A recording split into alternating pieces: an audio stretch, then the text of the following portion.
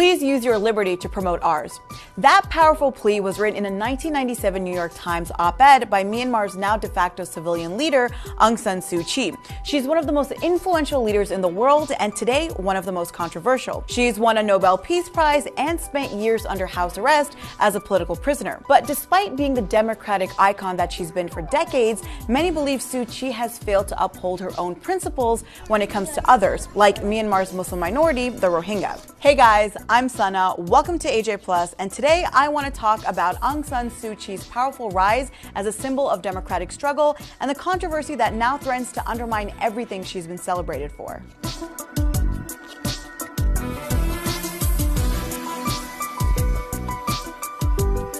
So Aung San Suu Kyi's story begins with her dad, Major General Aung San. He's the icon of independence in Myanmar, having fought against the British. He laid the foundation for the Union of Burma, which is what Myanmar was called before 1989. Aung San didn't live long enough to see his dreams of a free and democratic Burma. He was assassinated in 1947, right before the country was granted independence from the British. At age 15, Aung San Suu Kyi left Burma with her brothers and mother for India.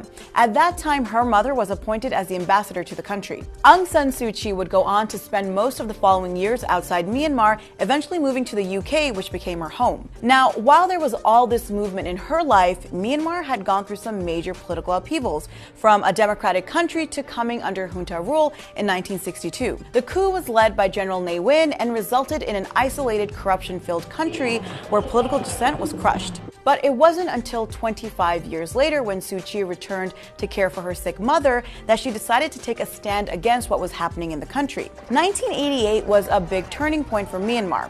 Massive protests against the junta started forming in the streets, and Suu Kyi was moved by what she was seeing. She started making political speeches, and the people were listening. And by the way, when I say massive protests, I'm talking about 500,000 students and civilians. And that kind of people power freaked out the military government, who responded with violence. Despite the crackdown, Aung San Suu Kyi, with her charismatic speeches, her father's name, became the voice of the opposition. And the government noticed her influence and placed her under house arrest. At the same time, in an effort to prevent further protests, they also agreed to hold an election in a few years. This was when the military decided to change the country's name from Burma to Myanmar. It was a way of saying, hey, we're here and we're not going anywhere. Now, the military government did hold a vote in 1990, expecting to be reconfirmed as the country's legitimate leaders. Instead, guess what happened?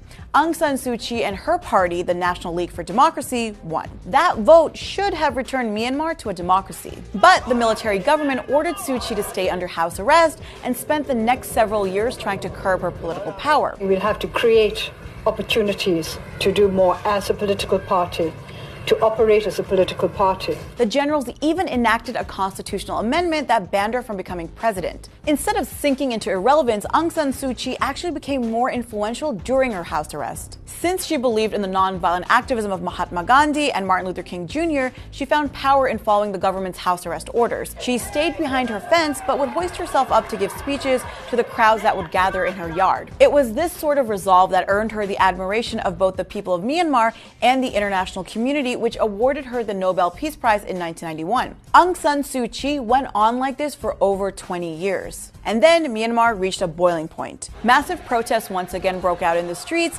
and this time it was thousands of saffron-robed monks who led the uprising. The world couldn't ignore news of the military government beating protesting monks, and then the killing of a Japanese photojournalist, Kenji Nagai, who was shot dead while covering the demonstrations. There were global protests calling for peace in Myanmar and for Aung San Suu Kyi to be freed. This increased international pressure on military generals to give up control led to a series of moderate reforms, including releasing Suu Kyi from house arrest in 2010. The junta also held a new round of elections, and since Aung San Suu Kyi was a free woman, she was poised to finally take her place as leader of the country. But the military refused to lift the constitutional ban on her becoming president.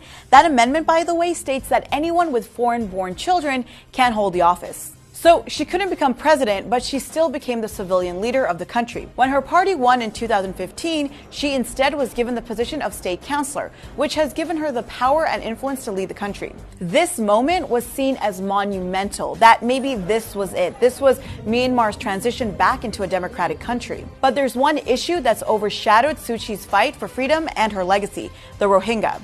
The Rohingya are a Muslim minority ethnic group living in Myanmar in the western state of Rakhine.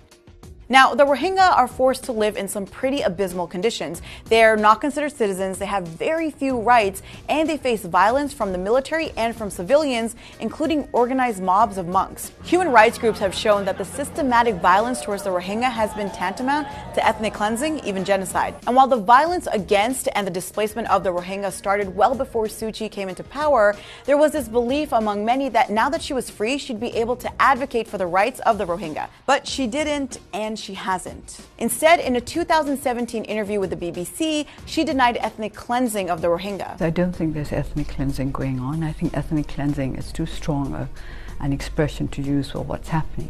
But many in the international community vehemently disagree.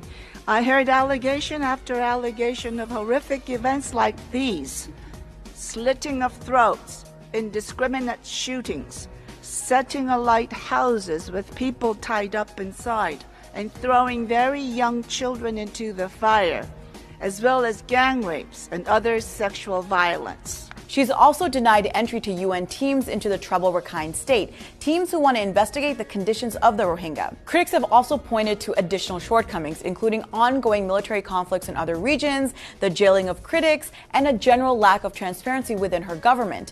And in an interview with Al Jazeera, sources who worked with her have said that she doesn't listen, doesn't like to be questioned, and runs her party like a dictator. And though she is trying to lead a country that's been under a military dictatorship for decades, so far her story hasn't exactly turned out as some thought it would. And maybe the better question to ask is if Aung San Suu Kyi will use her liberty to promote the liberty of others.